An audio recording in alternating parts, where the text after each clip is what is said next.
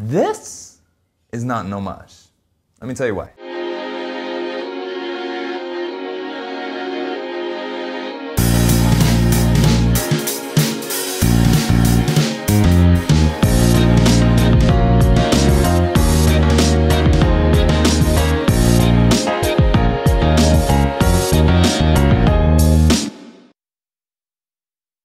Hi everyone, and welcome to Valjoux, and welcome to another episode of What's on My Mind, the segment where I just talk about watches that have recently been on my mind. And today I'm talking about the Sinn 903. Now, this watch has been on and off my radar for a little while. It first came up when back in the Q&A someone asked me what my thoughts on Sinn were as a brand. Doing a bit of basic research, I discovered it, but I wasn't quite clear 100% on it. Then fast forward a little bit to sort of December when I was thinking about what watch I want to get for the 2021, going through different options for chronographs. The Sinn sort of came back. And then actually just recently on that Q&A, someone responded and gave a bit more context as to the history of this watch. So I want to talk about that. I want to talk about the Sinn 903. It's the Navitimer homage that's not an homage. And I mean that literally, figuratively, everything. This is a watch that is 100% within its right to exist, and it's not aping, it's not copying, and I'm going to tell you why. So to figure out why, we of course have to start with the Breitling Navitimer. So a very quick and brief history. Obviously there's so much history behind the Navitimer, but the Navitimer was first announced in 1952 and then came into production in 1954. And this was an evolution of Breitling's original chronomat with the slide rule. But it was evolved further so they could create the Navitimer as essentially a calculator or a computer on someone's wrist, obviously with pilots in mind specifically. Now that was originally released with a manual wind, then in 1969 it got an automatic chronograph thanks to the collaboration between Hamilton, Buren, Heuer, and Dubois de Praz and Breitling of course. And then the quartz crisis hit. So they released a bunch of different Navitimers, including even quartz ones, but none of it stuck enough and the company went bust in 1979. Now, somewhere around that period, it's not 100% clear whether it was in 1979 itself or leading up to it in an attempt not to go bankrupt, Breitling sold off the rights to the design of the Navitimer and the use of the slide rule. They didn't sell off the name. They didn't fully sell off the design to the sense that it meant they couldn't make it anymore. It was giving the permission to a relatively young company at that time to use what had made their watch famous. And that was of course the slide rule and that 3-register layout design and everything that sort of came with what we normally associate with the Navitimer except for the actual Navitimer name.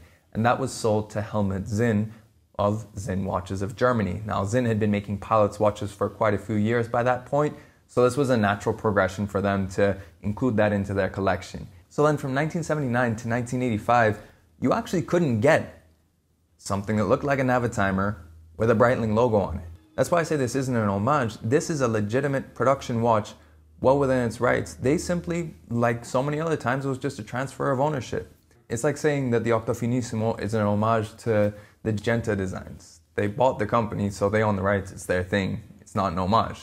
But yeah, the interesting thing was that Sinn was making Navitimer or Navitimer-esque watches at a time when Breitling couldn't even make them because they didn't have the money to. It wasn't until 1985 when they reintroduced the Navitimer, first with the caliber 7740 manual wind, and then in 1987 they switched to the Valjoux 7750. Now the reason why that's important is because today the Sinn 903 is equipped with a Valjoux 7750 based movement, and you can still get a Breitling Navitimer with the 7750 based movement as well. So that's the homage part dispelled essentially. This is a watch within its own rights and a watch that has its own interesting backstory to it, and they found a way by their own success to be able to make this watch. Now since then, Sinn has made a number of improvements, and that's the reason why the 903 was on my radar, was because the current Sinn 903 is actually phenomenal value and in many ways actually better than the equivalent 7750 based Breitling Navitimer. Both of them, you can get them in 41 millimeters on a metal bracelet, 7750 equipped movement, and roughly the same thickness as well. But things start to change with the water resistance. The Sinn has 100 meters of water resistance, whereas the Navitimer, being a $6,000+ watch that's been around for so long, is still only doing 30 meters of water resistance. And then things start to go downhill for the Breitling from there, because while the Breitling uses essentially a standard Valjoux 7750 based movement, probably a Solida SW500, if not an ETA 7750, The Sinn, as of 2020 at least, has actually moved to have a Valjoux made 7750 base movement. And more importantly, there's a lot of improvements. First off, there's the rotation, so you have that classic 369 look. Secondly, it has a proper quick set. Unlike most 7750 base movements with that layout, you don't need to have a pusher adjuster.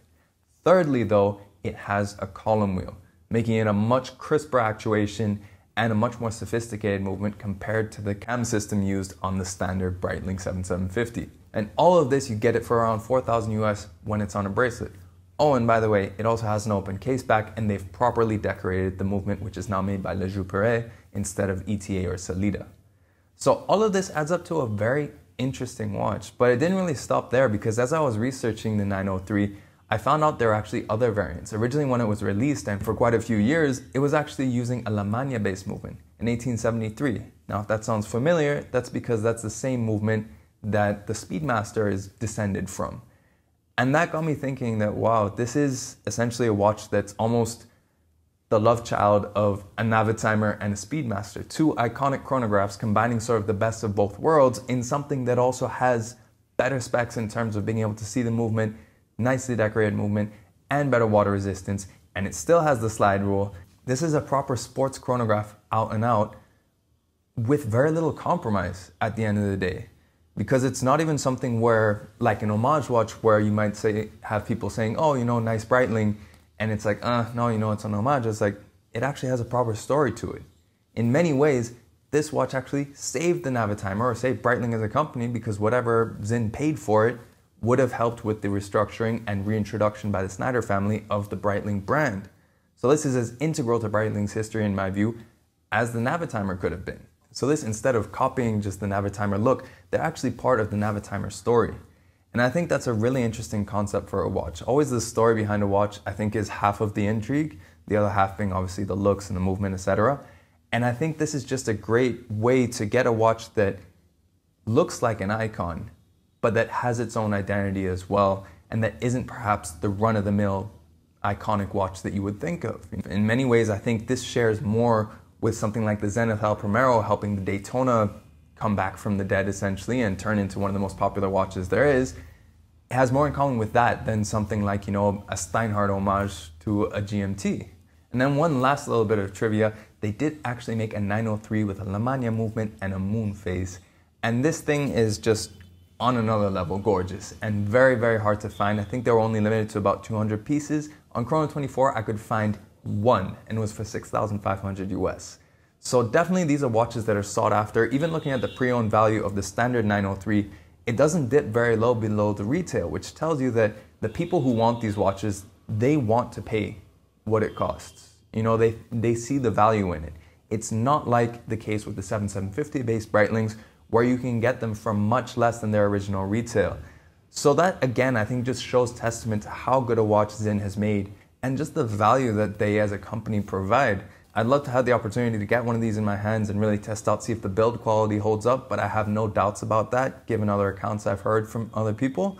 But yeah, I thought it was just a cool watch that I wanted to share with you guys. Let me know in the comments below, what do you think of the Sinn 903? Would you get one of these over, say, a pre-owned Navitimer with a 7750, for example, or would you opt for the original classic Navitimer? I'd love to know your thoughts in the comments below. And of course, if you like this video, make sure you like it and share it. If you want to see more pictures and infographics like featured throughout this video, make sure you follow me on Instagram at Shaluso. And of course, if you want to see more watch videos, make sure you subscribe to the channel and hit that notification bell as well so you know when the next video comes up. In any case, thanks for watching this video, and we'll catch you on the next one.